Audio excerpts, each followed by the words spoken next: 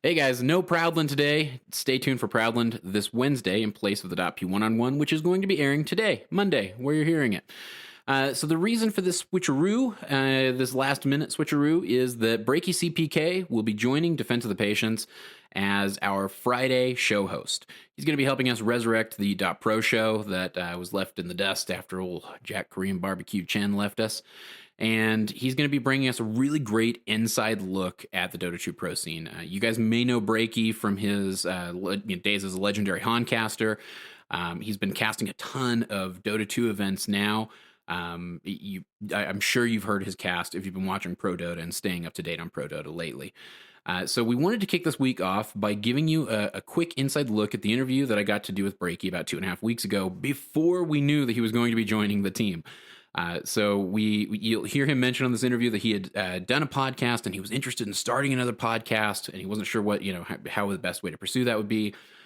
We just kind of got to casually talking after the show. I ran in and grabbed Roland real quick so he can come out and chat with me and Breaky, and it was just kind of, like I said, serendipitous. It's going to be great to have him. I'm really happy that we were able to work something out so that he could join the team. And just so stay tuned. Yes, Wednesday is going to be Proudland. We wanted to make sure that you guys had a chance to kind of get to know Breaky a little bit if you weren't aware of Breaky beforehand. And this Friday, his premiere episode will be taking a look ahead at the Kiev Majors. He's going to be featuring two great guests in the form of Red Eye and Capitalist. They're going to be helping him take a look at what's to come on the Dota 2 pro scene, specifically for the Kiev Major, and we're very excited to have a look at this episode. So stay tuned here. You're going to get to hear a quick background on Breaky, his days with Han, how he started the Han casts, all of which is very interesting and very informative. He's a hard worker. He's a great caster, and he was a really nice guy. And I'm very excited that we're going to get to move forward working with Breaky. So without further ado, here is the DotP one-on-one featuring BreakyCPK. You are listening to a DotP one-on-one. Pyrian Flax, welcome to the show, sir. Hello. That is Casey Atchison. Welcome to the show, Casey. Hello, thank you for having me. Welcome, Sunfan. Hello, friends. Been a long time. Mott, welcome to the show. Thank you for having me once again. Very excited to be here. Austin, Capitalist Walsh. Welcome to the show, Cap. Thank you very much, man. It's good to be back. Special guest, Sir Action Slacks. How you doing, sir? I'm doing fantastic. Thank you for having me. Hey everybody, welcome to another DotP one-on-one. As usual, I am Cyphus, and today I am pleased to be sitting here with a man. If you've been playing MOBAs for a long time and you played Heroes of Newerth and you were into that scene, or you're just maybe getting into the pro scene in Dota, you are probably aware of BreakyCPK. Breaky, welcome to the show, sir. Hey, happy to be here. Happy to finally be doing this interview here. Yeah. I won't lie. The reason I did not get back to you very quickly last night or actually this morning about everything is that I had today off from my day job, and I stayed up until about 3 a.m, grinding out the last few credits I needed in Elite Dangerous to buy my Federal Corvette. So all these excuses, man. I guess good ones though. That sounds like a pretty good excuse. I'll allow it. It's fine. Well, I mean, they're patching that game tonight, or in the next couple of days, and they're taking away a really nice exploit that I took advantage of. Wait, what game are we talking about? Elite Dangerous. It's a space sim. People who listen to the show know that I have an unhealthy obsession with it alongside Dota. So Can't say I'm familiar with that one. It's a good one. It's a good one. If you like flight sims, you'll love it. Nope. All right, fair enough. So I obviously you came from Heroes of Newerth. I'll be honest. I did not get into Dota 1. I played a ton of Warcraft 3, but Dota 1 somehow escaped me. And by as an offshoot of that, I ended up not, I never got into Heroes of Newerth. I never really got into a MOBA before I started playing Dota 2. So tell me about Heroes of Newerth. I feel like you're the best person I could ask about Heroes of Newerth. How did it get started? Why was it such a good game? Is it still a good game? Give me a rundown on Heroes. Yeah, so Heroes of Newerth, obviously, I have a lot of history with. As you're pointing out before, a lot of people probably know me from Han, from Heroes of Newerth. I've been a gamer pretty much my whole life that I can remember. Up to my first computer that I had, my dad was a computer engineer growing up, so I was always around computers and stuff. And I remember my first games earlier on days, playing things like Wolfenstein 3D way back in the day. So, oh yeah. good old How old are classics. I am 30 years old, the big 30. Oh, same here. Okay, so I think we probably, the moment you said Wolfenstein 3D, that was like my first. We had one of those early DOS computers, and that Windows 3.1 where everything was just a folder. I remember playing a ton of Wolfenstein, and a ton of early like Sid Meier's Civilization. I think were the first like big games I really got into as a kid. Oh yeah, definitely like Roller Coaster Tycoon, classic back then. Yeah, a lot of these fun games to play. Anyways, point is though, back to Heroes of Newerth. So just making a point though, it's not like that was my first thing by any means, but Heroes of Newerth. Yeah, no, I played a bit of Dota. The original Dota from Warcraft 3, quite a bit on the side here and there. It was just more of a casual experience. It was back when I was in high school, earlier in high school and stuff. And so I was never like crazy into it, but I knew it had like a competitive scene in sorts. And I always appreciated how difficult the game was to an extent. Being a competitive person myself, I definitely appreciated that aspect of it, but I never really got into the competitive side of it. One day though, playing World of Warcraft, sure enough, my guildies that played Dota with me quite a bit, they had mentioned about this game Heroes of Newerth that was coming out, and how one of the guys actually had some beta keys to it, and figured it was essentially supposed to be Dota with better graphics and updated features, a standalone Dota game, the game that everyone's been waiting for with when it comes to custom maps and Warcraft 3. So it sounded really cool. So obviously, gave it a shot. And I mean, long story short, it's here I am today, and 6-7 years later, even with all the history that I have with Heroes of Newerth. But I guess that's just the very beginning. So I don't know how much you want me to be telling here, but well, I'm just I guess more out of just personal curiosity with Han. I mean, what year did it come out? When did you get that beta key roughly? 2009 it would have been, was the closed beta. Officially it launched in April of 2011 or 2010, excuse me, but 2009 was when it went into closed and then open beta eventually. So we're looking at almost 8 years now. Wow. Basically. And I mean, it's still kind of going, right? I mean, I maybe not to the degree that it was pre Dota 2 or maybe like pre a year or two into Dota 2. So the history, kind of a side story on that is the history of Heroes of Newerth 2 is that, as you may have got for this, if you don't know what it is for some reason, it basically was Dota 2 in a lot of ways in the beginning. Yeah. It was the evolution of Dota, right? In fact, in the very beginning of the game, it had a lot of ports from the original Dota as far as heroes were concerned. Magnus and Valkyrie are the iconic ones in there, which are the equivalent to Sand King and Mirana, actually, from Dota. So you have these, you have what was essentially Dota 2, Dota 1.5, you could even call it before Dota 2 was a thing.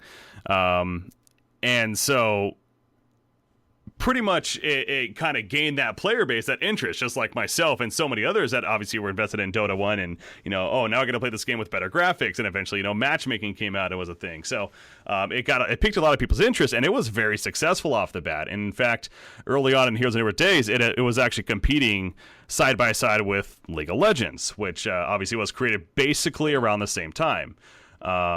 When it came to concurrent player base, especially in the Americas and the European region, Heroes of Newerth actually was bigger in a lot of ways in the very beginning. But certain decisions were made. I mean, again, I could talk about this for days, but one of the bigger ones is that obviously it was not free to play in the beginning, unlike League of Legends, and thus the player base became a little lackluster.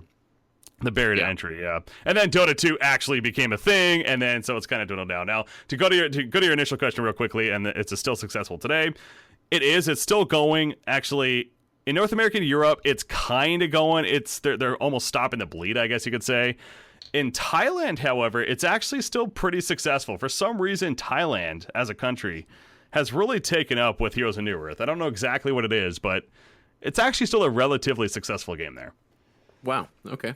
Yeah, I was curious. We had Melons on recently, and he, obviously came from Han, and I know that a lot of current pro Dota 2 players definitely spent a decent amount with Han, or amount of time with Han. It's always interesting to see. It's interesting to see not just pro players, switch over. Maybe more interesting to see pro players in some regards because it's literally changing games, right? Even if it is a similar game, it's always interesting to see a pro go from one game to another. But it's also fascinating to see folks like yourself who are who built up that built up your reputation as a personality within that scene and decided to transfer over to Dota. What sparked it for you? When did you decide to come over to Dota 2, and kind of what went into that decision making? So, to be clear, like right off the bat too with Heroes of Newerth, again, I never had the slightest dream or idea of being a caster. I mean, that was never remotely on my mind. I was simply getting into Han to play the game and just be a player.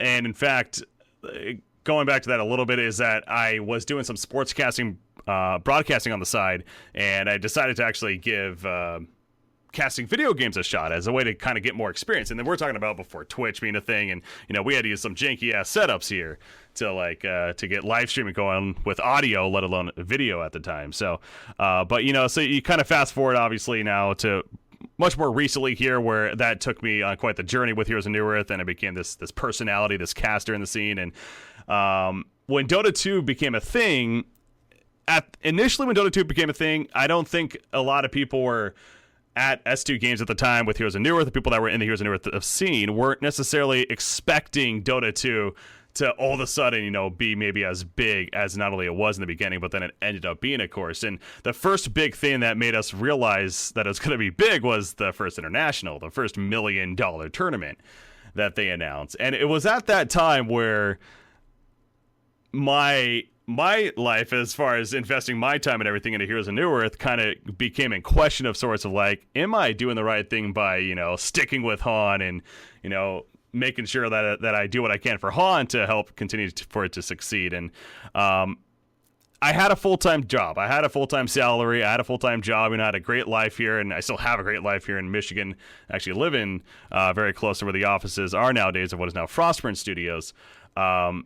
So I don't regret that by any means, but there was always, every now and then you kind of be like, all right, Dota 2 is getting this much bigger and the competitive scene is doing this much more, and Han is slowly, going down, or we're not really doing too much.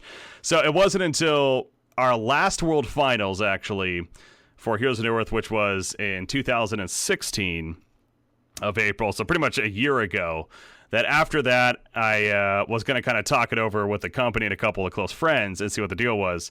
And I eventually decided that it was going to be best for me to go freelance and not necessarily move to Dota 2, but more so become a freelance eSports caster, because I didn't necessarily want to pigeonhole myself into one specific game. It just so happens that I have a lot of history, as you're mentioning, with Dota 2, from a lot of players to a fair amount of fans, to just simply knowing the game and appreciating the game and loving the game, being a player myself for so long, that's where I've really done a lot of my work since my freelance, of course. So, yeah. So, so you mentioned you live in Michigan. We're gonna segue over and get to know you a little bit better. Are you originally from Michigan? If not, where did you grow up? What kind of led to Michigan? Absolutely not. I am from a somewhat opposite place. I'm from good old sunny Southern California. Oh, okay, okay. I am from San Diego specifically. So I was born and raised there for a good 25 years, and then I eventually moved out to Michigan for this job, actually, because I was contacted at the time by S2 Games to actually come out and work for them, because they liked the idea of what I was doing with what was called Honcast, which was basically Heroes of Newerth casting, and they purchased the idea of Honcast, which in turn, brought me over, and I started working for them full time. But yeah, that was back in 2011, I want to say. Okay. Do you miss San Diego? I mean, do you still think of San Diego as home? Somewhat, not so much anymore. So kind of one of the more obvious things I miss is the weather. I mean, that's straight up right there. But outside of that, not necessarily, because I have been back to the area, and especially Los Angeles area, a couple of times. And every time I go back, it makes me realize, not bad there is, but just how much crappy things there are. You have to go traffic, obviously being a big thing. I don't know if you're very familiar with the place, but I'm familiar with at least LA traffic. I can imagine San Diego traffic is not much better. Exactly. It's really not much better, and I kind of like living in a place like I don't live in a small town by any means, but I live like in a nice medium-sized city and this college city of sorts here, and it's a kind of a fun atmosphere. So where it seems like it's all over the place, so San Diego and Los Angeles, Southern California area. Okay. So did you go to college while you were down in San Diego? I mean, what were you doing, before you really got into Honcast? So I did go to university right after high school. I actually went to university in Northern California at a place called Cal Poly San Luis Obispo up there. I went there with the intentions, well, frankly, I didn't know what the hell I was going to be doing. But I went there with the intentions that I would overall go towards a computer science degree. However, to get into it, and to make it a little bit easier, I instead got in under a agriculture systems management degree, which is basically a farming degree. So I basically got in with pursuing a quote unquote degree that I had zero interest in, and long story short, I ended up kind of not doing so well. That mixed with playing video games, I dropped out after the first year and came back home and actually attended a little bit of community college. Okay. Yeah, I mean, I can understand not wanting to. The degree sounded so boring that I've already forgotten what it involved other than agriculture. Yeah. So I feel you. So you drop out of college and you head back home. When did I guess kind of what led to your initial break into the Han scene? Where did that come into play? Was it kind of an overnight thing? Like, okay, I got this idea for Honcast, and we started. You started at it, and it grew in popularity. Or were there like some trial and error projects along the way? So the beginning of that, as I kind of mentioned earlier, so I was a sportscaster. I still consider myself one that wants to pursue sportscasting as an ultimate career. But to get experience when it comes to sportscasting and radio broadcasting and stuff, it's kind of difficult to get on the field experience and everything. There's only so many opportunities. So I figured at the time, again, we're talking a good 8-9 years ago even, why not try casting a video game? And that was at a time where I was just starting to get into to Heroes of Newerth. I was playing World of Warcraft as well, but getting into Heroes of Newerth, and it kind of seemed like a decent game for that idea with the whole spectating that it had and the replay feature that it had right off the bat. So I just started giving it a shot, and I just simply started to do some recordings initially, and then eventually I kind of did some research on some live streaming. And again, we're talking about pre-Twitch and back when Justin TV was early, and I was using a live stream, I think, livestream.com with some janky software, so getting like a 480p stream maybe. But just the idea that people could see what you're watching was freaking cool. Oh, yeah. Like, that's what they loved. Who cares about the quality ultimately? God, that does not exist nowadays. Yeah, no kidding. So I was doing that, and then over time, it kind of just picked up steam. I mean, it kind of just became a thing where, like, I would get, like, a couple of viewers, and then I would get, like, 10 viewers, and then, like, 20, 30 viewers. And we started hosting these in-houses, and I would cast the in-house games, and the interest started to become more and more real. And then eventually, I got reached out by... Now, for people that know the history, they're going to hear this name and maybe irk a little bit, but Jeff Hunter is... a name that he actually reached out to me, and he had this idea to start a casting organization, essentially, what we eventually called Honcast, and that's kind of where it took off. So we kind of started working together, and then we eventually started our own website, and started to become more quote-unquote professional with some tournament broadcasts that started happening, hosting tournaments, and then we even went to the first LAN event, the first DreamHack that Heroes of Newerth was invested in, purely as a part of Honcast. And then it got to a point also where then S2 Games is like, this Honcast is pretty cool. We want to actually purchase the idea of Honcast and bring you in. And that's how I eventually became a part of S2 Games at the time. Okay. So you join S2 Games, and you're now making a living working in eSports and gaming. I mean, was there a point along the way? I always love asking people about what their parents thought of delving into an esports career. This is something new to our generation for sure. Oh yeah. I mean, how did they respond when you were initially delving into it, and you started to have a lot of your time eaten up by it, and where have they kind of arrived now that you've years later ended up making that your full-time career? I don't think this is going to be shocking to anyone that when I say my parents were not the most supportive of my gaming habits earlier on. And, looking back at it, like, I understand it, right? Like, I was spending 10 hours a day in my room, sitting on my computer. I get that, yes. That's not the most healthy thing, and probably shouldn't have been doing those long-term sessions such as that, playing World of Warcraft or whatnot. But so in the beginning, when I was kind of doing it, I was actually living with my parents when Honcast started. So there was that aspect too, where I'm kind of casting these matches in the other room while my parents are trying to enjoy, like a meal right next to me. So I'm shouting and stuff, doing my casting stuff, and it was definitely awkward for them and maybe both of us in some ways. But when I got my first check for the month of casting with Honcast, of the idea that, because we had an investor with Honcast that, wanted to help us really, get going, he was willing to, support us in a way. So I got it was like a $500 check for casting a lot of games during the month and really like working towards making the Honcast a thing.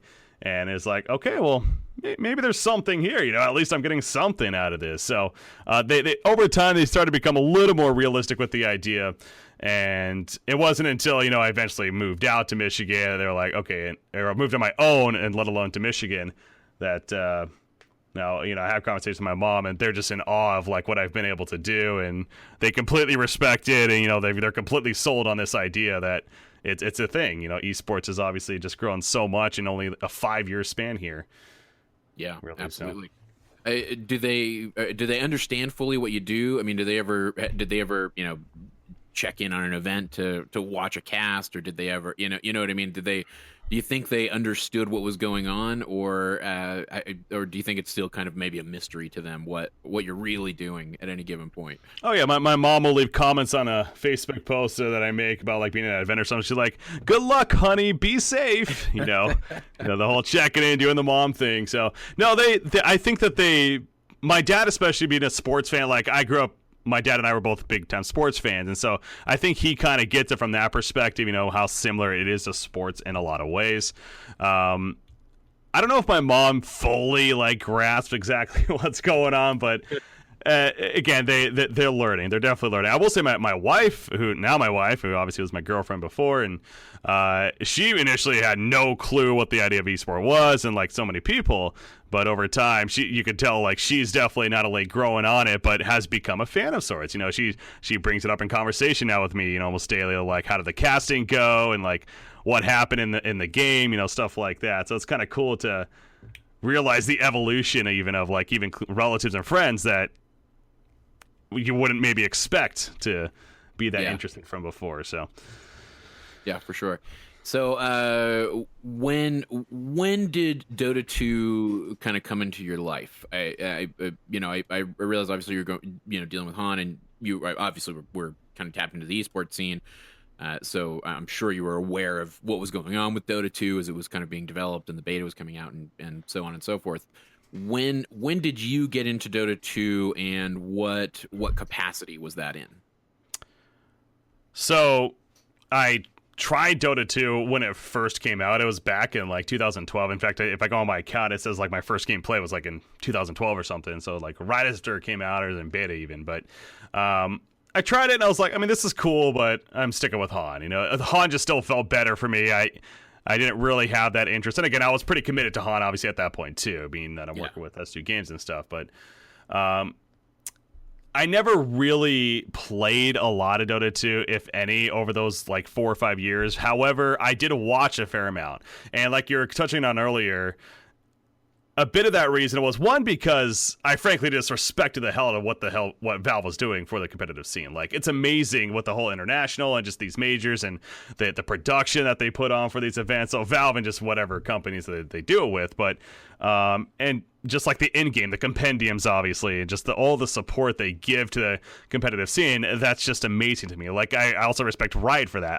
I've only played 2 games of League of Legends in my life. I frankly don't like the game, but I can appreciate what they do for the esports world and how much they respect their players and stuff. And and what they've put into it. So that is really what kind of started selling me over time. And I watched a lot of Dota 2 because of that. I watched every international. I became a fan of sorts of some teams, and especially, again, players that eventually moved on. Earlier on, it was the early Fnatic team. They actually were one of the most dominating teams in Han's history.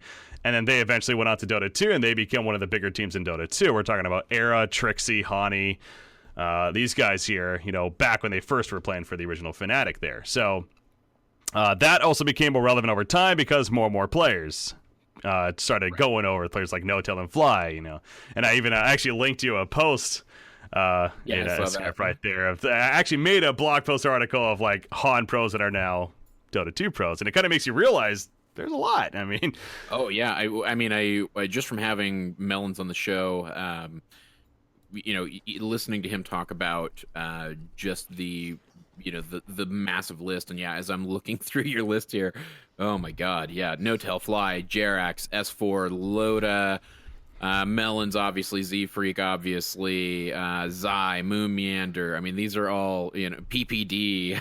There's so many, as I scroll through, there's so many names I immediately recognize. Eternal Envy, Black. Mm-hmm. I mean, these are names that I think are so synonymous at this point with Dota 2 that it is. I'm sure I'm not the only one who feels like, wow, it's weird to think that they were.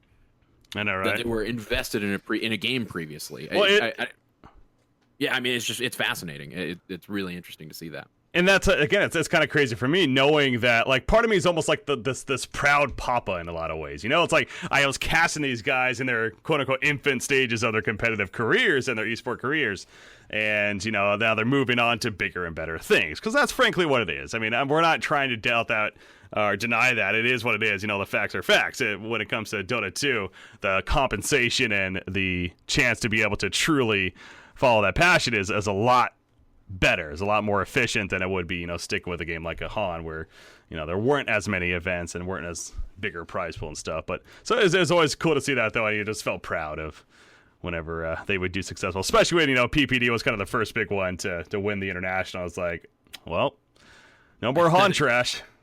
Yeah, there you go. So, when do you think you got, or when did you start playing, or do you even play that much Dota these days? I mean, have you started to play more, and when did that trend kind of pick up? So, one of the first things I made a point of, I went freelance and everything. I officially went freelance. I made the announcement. Everything. It was mid-September of this last year, of 2016. So, I did that, and I made the announcement that I'm becoming a full-time streamer and eSports caster.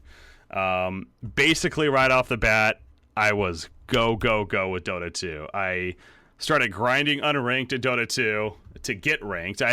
Holy crap, by the way, I did not realize how long it takes to get ranked. Yes. In Dota 2. It's ridiculous. I had to play like 120 games. Yeah, I think it's 150 total.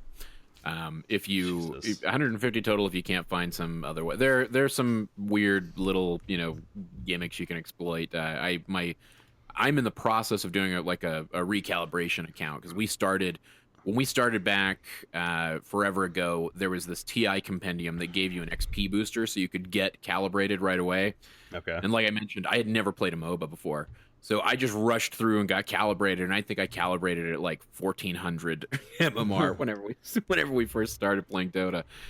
So I've been like, just crushed in this trench that is the lower tier, where I saw my buddy the other day get asked why he was building Dragonlance on Meepo.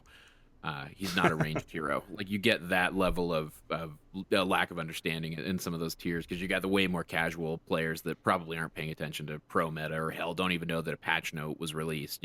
Let's be honest. There's a lot of pros that don't even understand so many mechanics in this freaking game, that just how they work. It's pretty ridiculous sometimes, but that's another debate. But yeah, so I'm in the midst of a recalibration, and yeah, it's 150. The only thing you can do is you can grind co-op bot matches online. You can do that for rank, we learned, or to get that XP trophy up.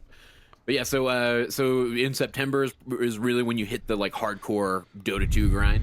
Oh yeah, no, I started grinding, like I said, I played all those unranked, and I think it was like a couple of months later, almost 3 months later, I finally got ranked, and I calibrated at something like 2800, I want to say, in that range, and today I'm proud to say I've gotten to 3150 as my high rank. So yeah, there you go. Moving on. When you're playing, what role do you prefer to play? So I've always been a support player mainly, and really any game that I play, again, goes back to World of Warcraft. I always kind of prefer like the healers and the support, and no different with the MOBA scene back in Dota and Han and Dota 2. I definitely, when it comes to support, I feel like it's just such a satisfying role to play, and it's always going to be needed, right? Especially in the early or TMM in general. So I kind of like for that reason. But honestly, I don't mind playing many roles other than maybe mid. Mid, I feel like there's just too much pressure. There's too much damn pressure on that mid role. So I want to stay away from that. But everything else I can manage to play by. Support is the preferred. For sure. How often do you get to play? I mean, obviously you're pursuing a lot of things, as career wise, outside of maybe even outside of Dota 2, but with Dota 2. And I can personally attest to, if you make content for Dota 2, any sort of extracurricular content for Dota 2, you can eat into the time that you have to play. How often do you get to? It's slowed down a little bit since I've done that initial heavy grind, especially because one of the biggest reasons why I did that too was the obvious that I can't expect to cast a game that I just frankly don't know enough about, and so it was definitely a huge way to gain knowledge about the game. And when 7.0 came out, actually, I feel like that helped me in a lot of ways because I'm a newer caster to the scene, that everyone kind of had to relearn a lot of things with Dota 2. So when that came out, I actually played it a bit again, made sure that I understood the whole talent trees and everything worked. But I mean, now I go back to, I consider myself, like I said, also a bit of a streamer as well. So I try to play a fair amount of Dota 2, maybe a good anywhere from 5 to 10 hours a week of Dota 2 right now. So okay. So one thing I always hear like thrown around with casters, maybe like a critique of casters, is people feel like you need to be a high skill player to be casting. But I can point to a number of casters whose MMR is well below 5K, and in some cases below 4K. In your case, 3150, who have an understanding of the game, who do so much for presenting a narrative, right? Who have a skill and a knack for the casting element. Do you think that skill translates to casting capability, or how do you feel like skill should be viewed by the community when it comes to their casters? It's no doubt helpful when it comes to the analytic caster, especially the co-caster of sorts. Having that MMR, having that thing to show people, like, see, I've proven myself, so what I'm saying, you should take a word for it that I know what I'm talking about. Like, that is, I think, important, kinda. I don't think it's the end all by any means, but I do think for the analysis, again, I think it's definitely important. Now, when it comes to the head caster, in my case, the color commentator, however you want to word it here, I don't think that's necessary at all. And like you said, my job as a quote unquote main caster is not to be busting out all this analysis of the game and talking about the ins and outs of the mechanics and why these certain decisions were being made. Sure, it helps to have that knowledge, and so you can help flow with the cast, if anything, and help have conversation with said co-caster. But that isn't my job. That shouldn't be my job. I mean, I'm already have a lot to frankly worry about it, because it's almost like people don't realize how difficult it actually is to head cast, let alone cast in general. When it comes to casting video games, it can be so chaotic. There's just a lot of stuff going on, a lot of routes to take, a lot of conversations to start, a lot of information to go over. So there's already so much to worry about, that the idea that they also need to be heavily invested in actually knowing every single in and out of the game is just frankly ridiculous. And as you pointed out, I mean, you look at the main casters that we have right now in the Dota 2 scene, you got people like Toby1, you got people like OD Pixel, some of the top ones. They're not these high base, great MMR players. They just happen to be good at filling that main caster role, and that's good. So yeah, that's. And I always like to think that the primary role of the caster is to, we as people, whether it's our actual like news from around the nation or around the world, or we are anything we're looking into, we need it in the form of a narrative.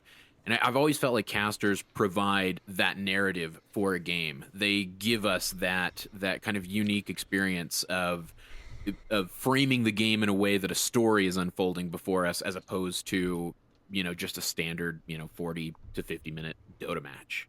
You know what I mean? We're here to entertain. That's the ultimate goal. That is the ultimate goal, is to be entertainment. And actually kind of working off what you're suggesting right there, this idea that we could have a cast where we just have like 2 people on that just know so much knowledge, but frankly the majority viewer base, they're not going to be there for that. They want to be entertained. They want to have this narrative, as you're getting at, then blended in with a decent analysis as well. But if you just simply have a very technical cast going on that's talking about every single item pickup and why they did this certain move, and there's going to be a viewer base for it, but it's not going to be the majority. I mean, that's just simply the truth. The esports scene wouldn't be where it is today with League of Legends and Dota 2 and the people being on top that are, if that was the case. So, I mean, I think just like that shows in itself, really. Yeah. So, do you feel like casting has made you a better Dota 2 player? Yeah, definitely. It was the same thing with Han as well, really. It's definitely...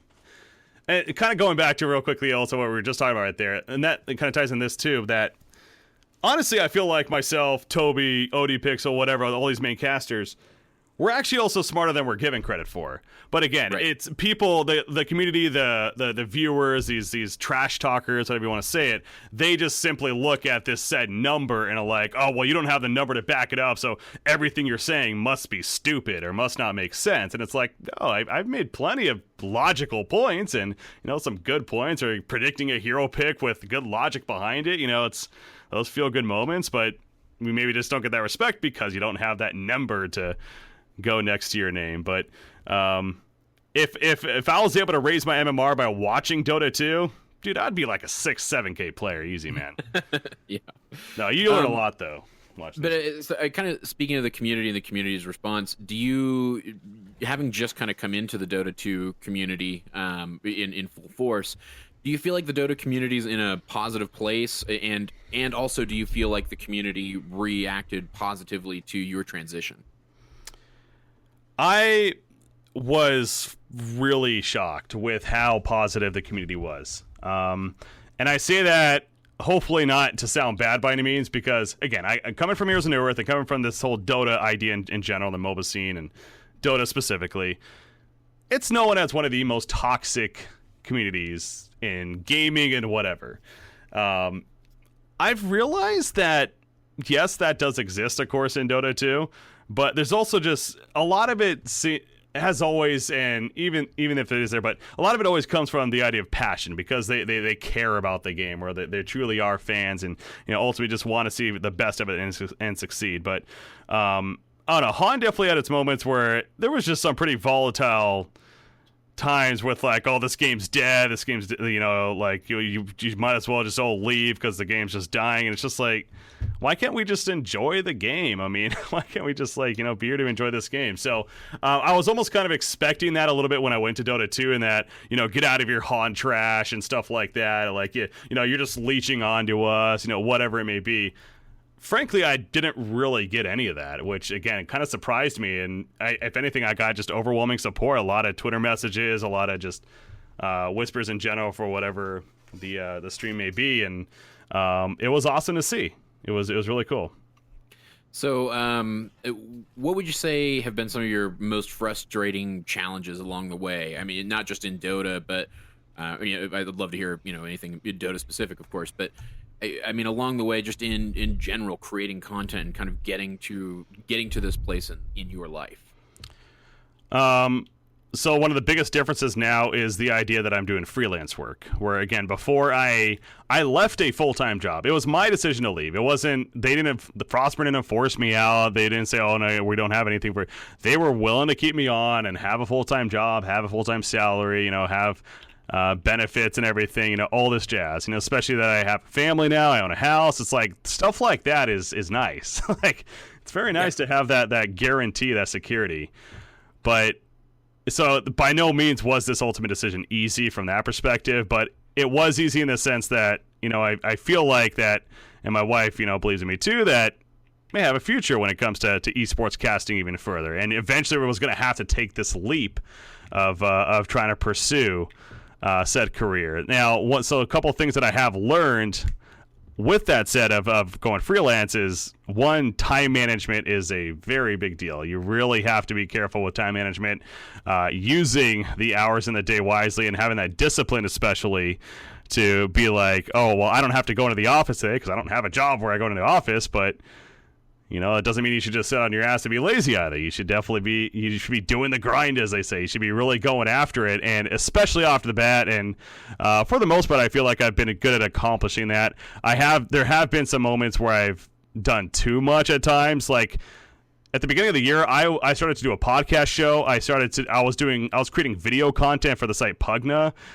Some weekly video recaps that I was doing in the Dota 2 scene, and I started doing like all these things left and right, and I realized a month and a half later that this is becoming just like a job now. Like, it's not even like I'm just doing this to do it, and it just doesn't even feel right. So I eventually kind of dropped doing those things because I was just overwhelming myself, basically. So yeah, time management is a big thing, and just not overdoing it, but also making sure that you have that discipline to still keep going as well.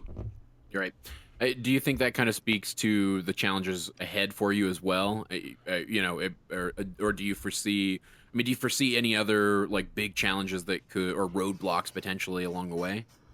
Absolutely. In any freelance job in general, I'm definitely no different here. It's just the idea that you're kind of always up in the air as far as what opportunity there is, because I can grind as much as I want and I can put as much effort, and I feel like I have been in a lot of ways, but and I got an opportunity recently that felt good, and made it seem like that I am making a lot of progress, where I got to go to the BTS studios and cast the Kiev major qualifiers that happened recently. So like that's like showing sign of progress, but haven't gotten invited to like any lands or anything like that, and so it's just this idea that I'm kind of just sitting back, like I kind of just have to wait and hope almost that the right people see what I'm doing and make note of it, and then thus bring me to set events that are coming up, whether it's LAN or whatever, and keep these opportunities coming. It's just always having to keep that grind going. It's really never going to end unless some full-time opportunity comes up, of course, but right now I'm not necessarily even looking for that, because I don't know if there really is a full-time opportunity that would be available that would make sense for what I'm trying to do. So just gotta keep the grind going, looking for those opportunities. Do you or have you ever just felt like quitting? Do you talk about like, yeah, you can find yourself maybe taking on too much, or maybe not spending the time right, or having to focus on that time management and always be there and be that consistent force. Does that ever just get to a point where you're like, I'm done, I'm out?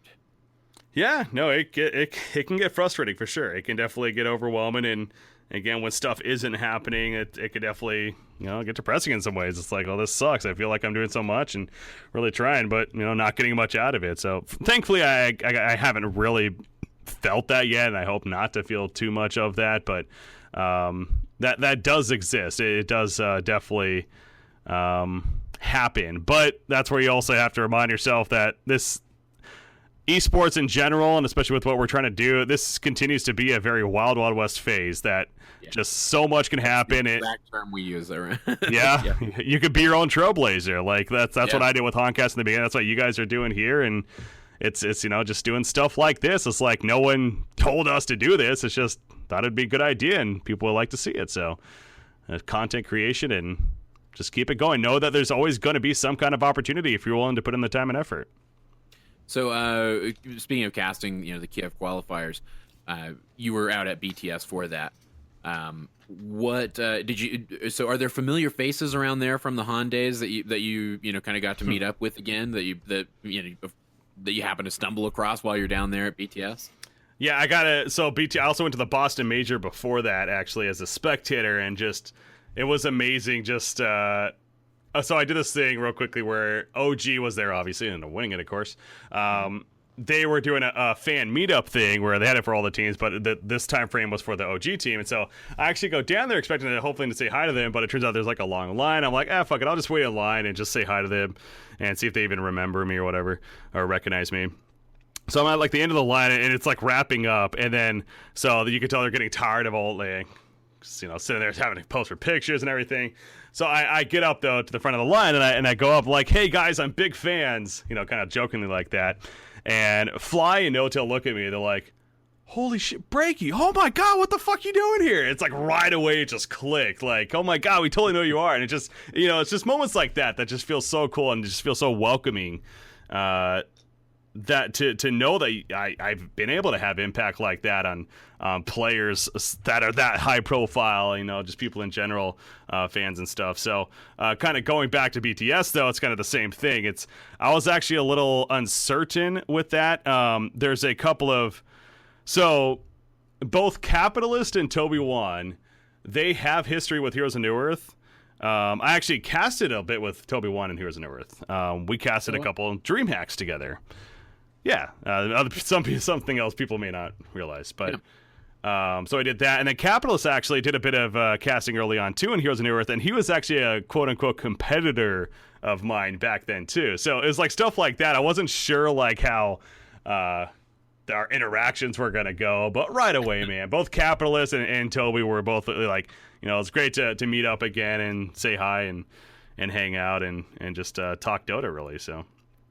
Yeah, that's awesome. Is anything big on the horizon for the content that you're creating, or any upcoming casts that you can tell us about? Like, what do you have lined up, or what are you working on, or want to have lined up? Nothing too specific right now. It's just again continuing the grind and hoping that set opportunities do come up. I don't have anything 100% lined up right now. I will say one thing that, like, obviously, again, majority of my time is being invested into Dota too for good reason, but it would also be kind of cool to once again expand a little bit. I have done some content. I have done actually some battle right stuff. I've done a little bit of Overwatch casting, very little on the side, but perhaps looking for getting involved in more opportunities such as that would be nice. But at the same time, right now, again, my focus is Dota 2, and looking to maybe bring back that podcast or some sort of content creation. We'll see what happens, but that's awesome. What speaking of other games, besides Dota 2, what games do you play besides Dota 2 that you don't play? You forget the stuff you're playing so that you have that foundational knowledge for casting. What do you play that you like? What do you play that you enjoy? Well, actually, I just got back into Hearthstone after being away for over 2 years. That game went too nuts for me. I couldn't keep up. Yeah, I was in it in the early beta, and I was actually pretty excited for it. But then it kind of died down for me over time. But my wife has actually always played it. It's a game that she really likes and appreciates. So, but yeah, I haven't played it for like over 2 years. But something about this last expansion kind of got me the itch to try it again. So I decided to get back into it. I've been having a little bit of fun with that. But outside of that, there's I've been playing a little bit of the Zelda game also recently. I got that for my Wii U here. Oh yeah, how is that? I have yet to play that game. It's awesome, man. I'm not much of an open RPG player, whatever it's even called, but I've never really been much of a single player gamer in general. But it's just the freedom that you have to just do whatever the hell you want. The interaction of the enemies is hilarious at times, and the combat actually is surprisingly really fluid and fun. Like I thought it was going to be kind of cheesy, but it's actually like they got like these bullet time segments that just feel really badass, and you can just do so many things during combat as well. So it's a fantastic game, honestly. All right, so before I let you go, I like to ask every guest that's working actively in esports this particular question. I know that there are people that are listening to this that are hoping to someday do something similar to what you were doing, or create some form of content in esports, or maybe Dota 2 specifically. What single piece of advice would you give to those people that want to do that? So I definitely get asked that question quite a bit, and how'd you become casted? Like, how can I become a caster? And I almost feel bad answering it this way, but I think it's just the most obvious and easiest and it is the actual answer of just, you just got to do it, man. You just got to create. There's so many avenues nowadays, like, and not to brag from my perspective, but I was doing this when, again, like, you had to do some janky ass stuff to just stream in the first place. But nowadays there's just so many resources out there that allow you to stream so easily or create content so fluid and so easy to post them all over the place, from all the social media aspects to YouTube to Twitch, whatever it may be. You just do it, you know? If you want to be a caster, start grabbing some replays of Dota 2 and just start casting some replays. Reach out to some amateur, some of these, hell, that's what I've been doing, reaching out to a lot of these amateur style of tournaments that are going on, these $5,000, $2,000 tournaments, and see if they need a caster. A lot of these guys are just willing to have anyone come on and cast just because they want a caster, and, you know, it's a great way for you to get experience. So just got to grind, just got to do it, just got to, you know, constantly get out there and get your name heard, basically, so... Yeah, for sure. Well, Breaky, thanks so much for coming on the show and talking with me. This has been really interesting. Thanks for educating me about Han. I needed to ask somebody those questions so I don't sound like an idiot when I talk about Han in the future. So I think I'll have some awesome facts to throw around the next time I'm trying to impress some Dota noobs. I appreciate it. Awesome. If you guys want to find Breaky, you can follow him on Twitter at BreakyCPK. You can also find him on Facebook, BreakyCPK. You can find him on YouTube, BreakyCPK, and follow his Twitch channel, also BreakyCPK. That's where you can find him. Give him a shout out, let him know you heard him here. And if you guys want to find us, of course, we are defenseofthepatients.com. Follow us on Twitter at .p_show. You can support us on Patreon. We've been, you guys have been great there. We just, well, by the time you hear this, it'll be 2 weeks ago, wrapped up the Switcheroo week because we broke the $1,000 goal. You guys have been awesome supporting us there. We really appreciate it. That's patreon.com/defense of the patients. And of course, you can join the Discord and find some really awesome Dota folks that are just looking to have a good time and play Dota and be nice. That's what we do over at .p. And that's at discord.gg/.p. So I think that's going to do it for our plugs. Breaky, anything else you want to plug before we let you go? I can't wait to join your in-houses and start wrecking fools. Hey, anytime you want to cast a .p in-house, you're always welcome to do that too. Whoa, cast! Whoa, I wanted to play, man. all right, we'll let you play, and we'll have Ursi proud. They'll cast you and flame, I'm sure. There we go. Perfect. So, thanks for having me on, though. I appreciate it. It was my pleasure. Appreciate it. All right, until next time, this is Cyphus for BreakyCPK saying good luck and Godspeed.